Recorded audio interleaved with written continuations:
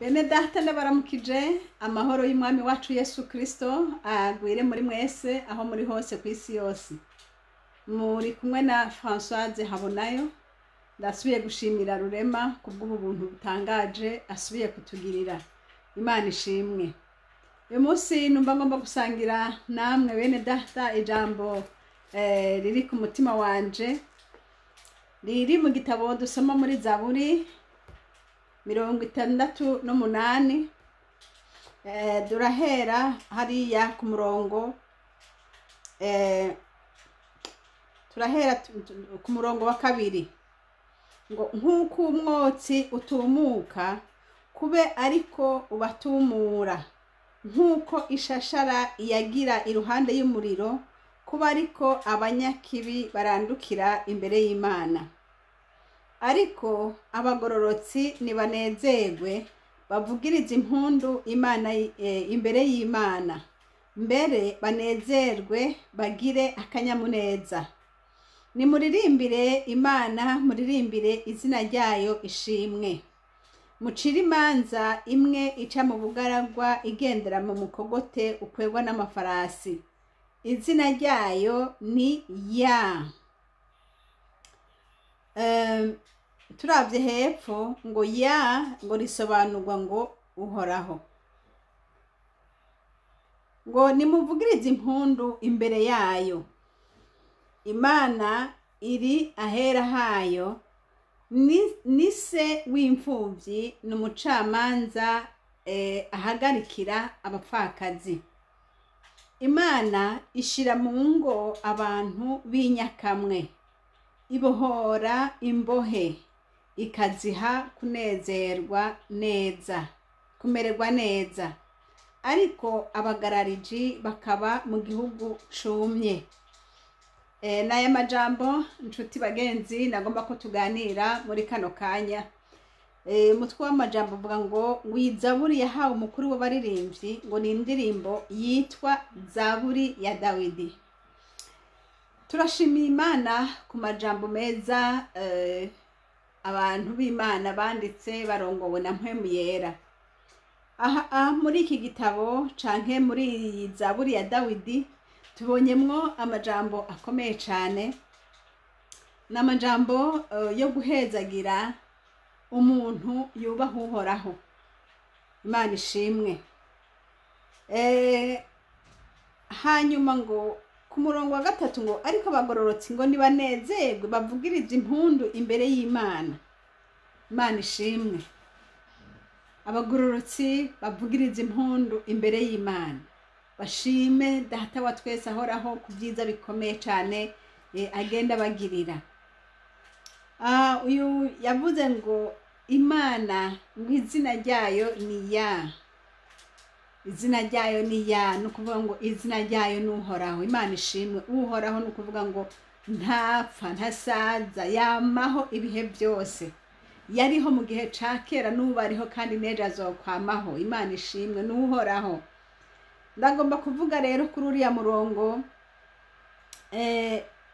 ku murongo wa 5 ngo Imana irahera hayo, ngo ni se w'imfuvyi, ngo n'umucamanza ahagarikira abapfakazi. Nshuti uri kurankurikira aho uri hose, ijambo ry'Imana ni iry'ukuri, ijambo ry'Imana n'ubugingo. Aya majambo uyakuye muri izi ndome ukayajana mu kwizera, acaba amajambo y'ubugingo, acaba une vérité, acaba ukuri. Ariko niwe yafata nkaho umenga ni histoire gusa, ntacaza kukumarira. Ariko umenya ngo aya majambo nayo kuri, ngo Imana irahera hayo, ngo ni se w'imfuvyi. Waruzi umuntu yitwa imfuvyi ni umuntu atagira abavyeyi, n'umuntu atagira nyina, ntagire se, ntagira umuraba. Ariko ngaha tubonye ngo Imana rero ngo ikihaguruka ikaba se, ikaba umuvyeyi ku mfuvyi. Wo kwegera imfuvyi wozibaza uti mbega iri jambo ni iby'ukuri? Iri jambo ni iby'ukuri?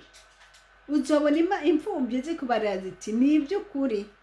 Sinari mfise papa, sinari mfise mama, ariko uyu munsi mfise umuryango mwiza. sinari mfise papa sinari mfise mama ariko narashoboye guheza amashuri, sinari mfise papa sinari mfise mama ariko Imana yambereye papa. Imana nihabwa icubahiro. Imana rero bene data tuvuga ni Imana y'ukuri. Ndagomba kubwira imfuvyi iri kwiranyumva, ureke kurira nkaho udafise Imana, ahubwo ufise Imana ikomeye, ufise Imana iruta abandi bavyeyi bose.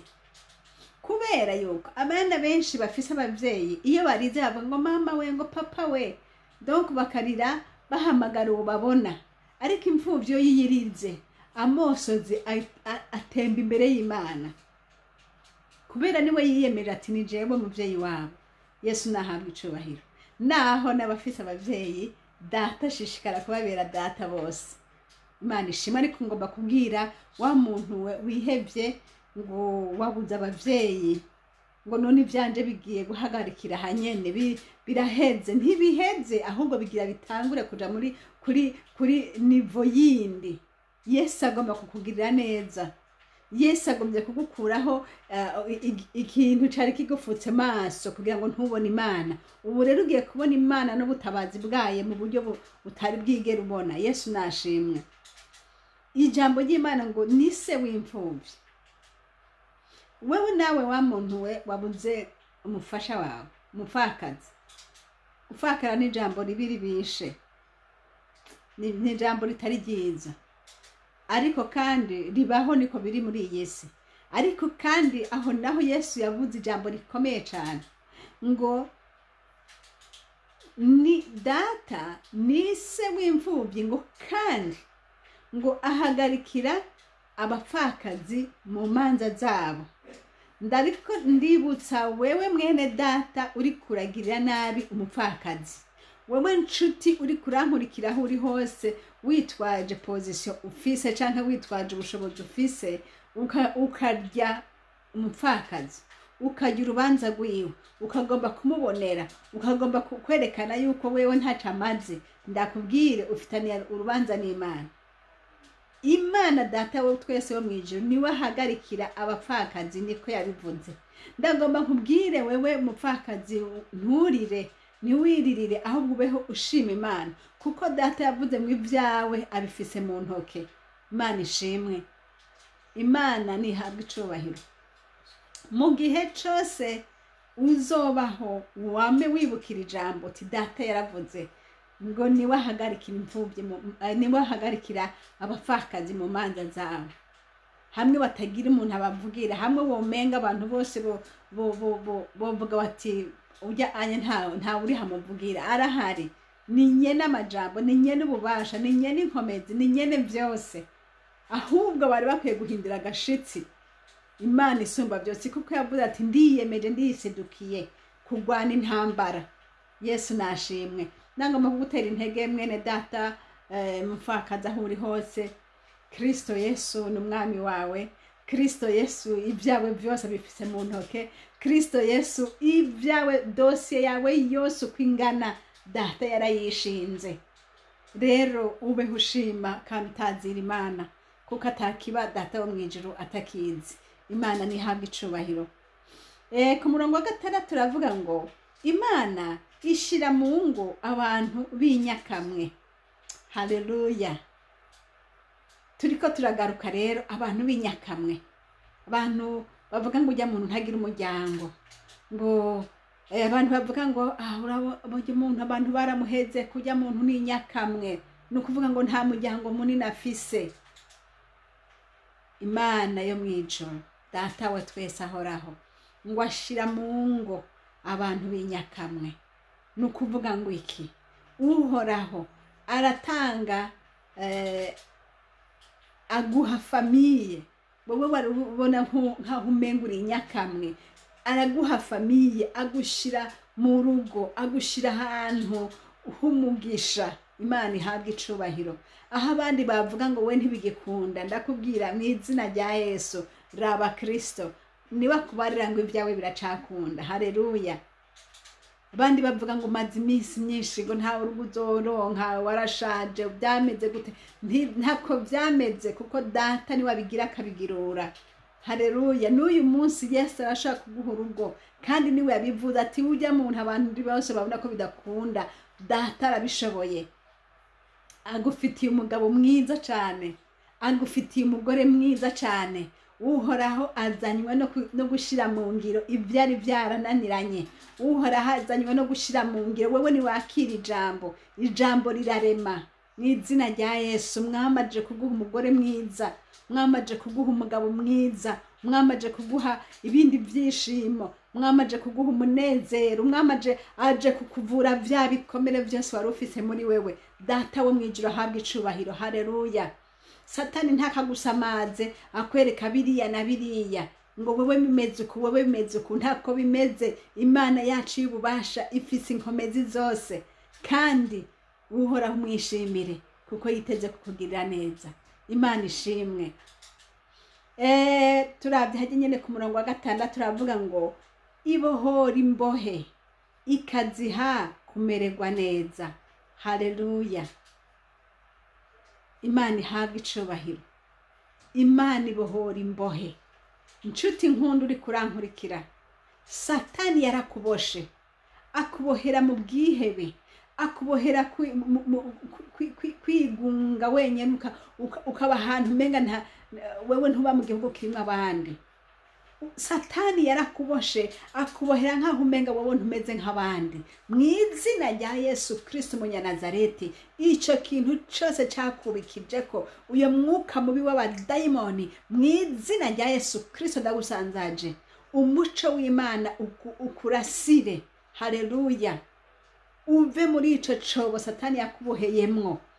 Abantu benshi baraboshwe, abigeme benshi baraboshwe, abasore benshi baraboshwe. Ntumenye ukuboko kwakubosha uko ariko mu izina rya Yesu Kristo Munyanazareti, iri jambo rigishika iwawe rishwanyagura ibintu byose, ribikubohora aho hantu wabohewe mu izina rya Yesu. Iyo pata yakugaririye aho hantu mu izina rya Kristo Yesu Munyanazareti, irijwi rikubohore kuko rifise ijambo ry'ubugingo. Ngo data ni wabohora imbohe. Haleluya. Nyakumaze ubohewe aho hantu ntabyo nzi, ibyo ubohewemwo ntabyo nzi.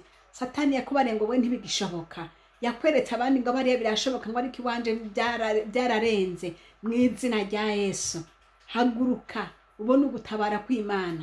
Imana ije kugutabara, Imana ije kukurokora, Imana ije kukugira neza. Imana ishimwe. Biracakunda kuko data kiri ku ngoma. Data ni wabohora imbohe. Barakuboshe. Sindabizi ushaka kuba waroshwe n'abarozi, sindabizi ushaka kuba warozwe na babandi bakugiriye inama mbi bakagufungisha kubw'ibinyoma. Sindabizi agasho urimo uko kameze. Ushobora kuba waraboshwe na Satani yaguteje ingwara ukaba umaze imyaka myinshi muri ico gitanda. Ushobora kuba waraboshwe n'abadayimoni baratwaye ubwenge bwawe, ugasigara uraho umuntu akubwira ikintu mugabo ukamenga siwe babwira. Mu izina rya Kristo Yesu Munyanazareti, uwo muntu wese yakuboshe ubohokiza isaha nyene mu izina rya Yesu. Ivyo vyakuboshe byagutwaye ubwenge bwawe ntibugaruke, bukagenda mu izina rya Yesu. Ndavuze nti ube muzima izi saha nyene ndiko ndavuga, mu izina rya Yesu bohoke. Haleluya. Ubwenge bwawe busubiye butumbere, usubire ubone ico gukora. Imana nishimwe.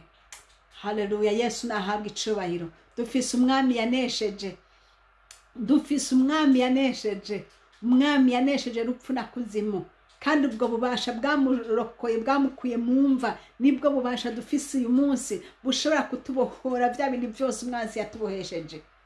Mu izina rya Yesu, mwene data aho uri hose wumva aya majambo, Yesu yaje kukubohora. Yesu yaje kugukura muri iyo mwijima urimwo. Yesu yaje kugukura muri ibyo vyiyumviro urimwo bipfuye. Yesu yaje kugukura muri ayo majambo wamuri kuravuga, amajambo yo kwiganyira, amajambo yo kwiheba. Yesu yaje kugukura muri ibyo. Uyu munsi uhinduka, amajambo yawe ahinduke. Aho uvuga uti naragowe jewe ntawe ukimbona, utangura uvuga uti ndi umuhigwa mu izina rya Yesu Kristo, kuko umwami wanje yaje kuntabara. bahora bakuvuga ngo wewe ngo ntako bigenda, wewe wenyine wiyaturira amajambo y'ubugingo, uvuga uti ndi umuhirwe mu izina rya Yesu. Barakubwira ati wewe ntuvyara, wewe ntuzoronka urugo, uvuga uti mu izina rya Yesu ndi mu rugo ndatunganiwe. Uko nyene watura amajambo, ukreye, uvuge, ureme amajambo y'umugisha ku bugingo bwawe. Haleluya. Satani ntasuye kuronka haja, kandi umwasi Satani ibyo byose akuzanira niyasanga muri wewe wamaze gushaho ijambo ry'Imana, ntaza kuronka aho yinjirira. Data naguhezagire mwene data, ngo abohora imbohe, haleluya, ngo akaziha umunezero, amen, ngo akaziha kumererwa neza. N'uburenganzira bwawe mwene data kumererwa neza, n'uburenganzira kuronka amahoro n'umugisha, n'uburenganzira bwawe kuronka ibitwenge twenge mu mutima wawe. Yesu ntagomba kuwama wijiriye, Yesu ntagomba kuwama muri kurarira, oya. Yesu aragomba ko nawe uja ahantu ho gushima Imana, ho gutazira Imana, ho kuvuga Imana. Yesu nashimwe, haleluya. Imana nishimwe, Imana nihabwe icubahiro. Data arakugomba yuko mu nkomezi zawe no mu minsi yawe usiganya ku isi uba umuntu wo kumuhesha icubahiro, unezerewe. Uririmbe ishimwe ry'Imana, uririmbe ishimwe ry'Imana, utazira Imana ku murango no mwijoro, uti ndagushima uhoraho we. Naho umutware wanje yagiye, uti ndagushima Mana we, kuko wiyemeje kumbera umufasha. Haleluya. Uti ndagushima Data we, kuko wemeye kuba se w'imfuvyi. Uti ndagushima Mwami we, kuko wemeye kunkura muri ahantu nabohewe. Uti ndagushima Data we, ko wemeye kumpa umunezero wuzuye. Haleluya. Imana nishimwe. Nja kubabwira ijambo rya Kristo Yesu. Yesu abohora, Yesu akiza. Yesu yavuze ngo ntaho nzobahemukira, ntaho nzobata. Nshuti mugenzi uri kurankurikira, subira ufate ijambo ry'Imana, urifate nk'ijambo, urifate nk'ijambo ribohora. Aya majambo se majambo yo gupfa kuvuga gusa. Ijambo ry'Imana ni ijambo ry'ubushobozi. Ijambo ry'Imana ni inkota ikarishe, iruta yandi madiskuru yose wowe warumvise, iruta yandi makanseringi yose wowe warumvise. Ijambo ry'Imana rirashwanyaguza, ijambo ry'Imana rirasambura, ijambo ry'Imana rirakiza, ijambo ry'Imana rirabohora. Haleluya. Mu izina rya Yesu mwene data ubohoke, mu izina rya Yesu Kristo. Izo ngwara zakuzengereje z'abadayimoni, mu izina rya Yesu Kristo uyu munsi zihuye ijambo ry'Imana, mu izina rya Yesu ube muzima, mu izina rya Yesu Kristo. Haleluya. Tangure gutazira Imana no gushima Imana, byapfuye byongere bizuke mu izina rya Yesu. Haleluya.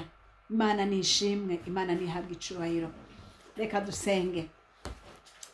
Oh haleluya. Data mu izina rya Yesu ndagushima ko wavuze ngo uri se w'imfuvyi, ndagushima ko wavuze ngo ni wewe uburanira abapfakazi mu manza zabo. Ndagushima ko wavuze Data wera wo mwijuru ngo uje kubohora imbohe zaboshwe ngo kugira ngo zironke amahoro. Ndagushima Mwami Yesu Kristo ko wakawazanywe no kugirira neza abakwambaza bose. Data nyaguhora ku ngoma, ndasengeye aba bene data bariko barankurikira, jambo ryawe niribishike muri bo muri kano kanya. O Yesu Kristo wavuze ngo uriya, nukuvuga ngo uruhoraho, wamyeho kandi uzokwamaho. Nushimwe Mwami Yesu Kristo. Nuko mu izina ryawe geranya guhora ku ngoma, ndasengeye umwene data ari ku buriri agwaye. O Mwami Imana, ubushobozi bwawe Yesu bugende bukubite bujya bushobozi bw'umwijima, bujya bushobozi bw'umwijima, bujya bwamuzingamitse hajya ahantu, mu izina rya Yesu Kristo. Data umuco wawe murasire, o maze abone kuruhuka no kuva hajya ahantu, mu izina rya Yesu. Ndafashe mpira abadayimoni n'impwemu mbi ziva ku barozi, ziva no ku badayimoni bamwe bagenda bagasarisha abantu bagatakaza ubwenge. Mu izina rya Kristo Yesu ndafashe mpira izo mpwemu mbi zikuzimu, mu izina rya Yesu Kristo dusubireyo maze abantu bawe bahobohoke. Mu izina rya Yesu ndasengeye abagwaye ubwenge bugaruke, mu izina rya Yesu. Haleluya, urakoze Mana. Ndashishikara kuzofisha kila nguvu za magonjwa katika jina la Yesu Kristo wa Nazareti. Ububasha bw'indwara bwose ndabwatse ubushobozi muri kano kanya mu izina rya Yesu. Abantu bawe mwami baboshwe mpiri, abantu bawe mwami bafunzwe bagafungirwa mu mazu, abantu bawe mwami bafunzwe bagafungirwa mu bitaro, mu izina rya Yesu. Data babohora bagire bazima. Ndagushima Mana Data kugira neza. Haleluya Yesu, urakoze kukijira abagwaye muri kano kanya Mana, kandi mu izina rya Yesu Kristo ndasubira mwami Mana gusenga, nsengera za mfuvyi, nsengera babapfakazi, babande badayimoni bagenda babwira mu matwi ngo waragowe mu izina rya Yesu. Ndatangaza ndavuga nti shetani mu butsindwe n'abahigwe kuko bafise Imana. Haleluya, haleluya, mu izina rya Yesu. Ndagushima mwami Imana kugiye kubagirira neza, ariko utangura ubabahore mu mitima yabo mwami, ubaha umunezero wo kumenya ko bafise umutabazi ariyo wewe. Urakoze mwami Yesu, ndagushima kuvyo ukoze muri kano kanya. Nyaguhoraho Data Imana, ndagushima ko uri ku ngoma kandi uzokwa muri ku ngoma muri kano kanya mwami Yesu. Ndagushima kuko uri kumwe n'abantu bawe ngo bagirire neza. Icubahiro ni kukugaruke ko mwami Yesu Kristo, kuko ufise ububasha, ufise inkomezi Mana. Ndagushima kuko utabaye aba bantu, ndagushima ku mwijima uhunze, ndagushima ku bitwenge bigiye kwinjira muri aba bantu, ndagushima mwami Imana ko bagiye guhindura amajambo yo kwiheba kabavamwo bagatangura gushima Imana. Urakoze Yesu Kristo kuvyumvise kandi ubikoze, ni mu izina ryawe ryera Yesu Kristo uri mu ijuru ndabisenze, amen. Yesu Kristo abaho umugisha. Mwari kumwe na Françoise Habonayo. Nomero za telefone ni +46 768 0065 46, kandi ishene tuvugirako ni ishene Habonayo. Imana y'ububasha ibaho umugisha mwese, amen.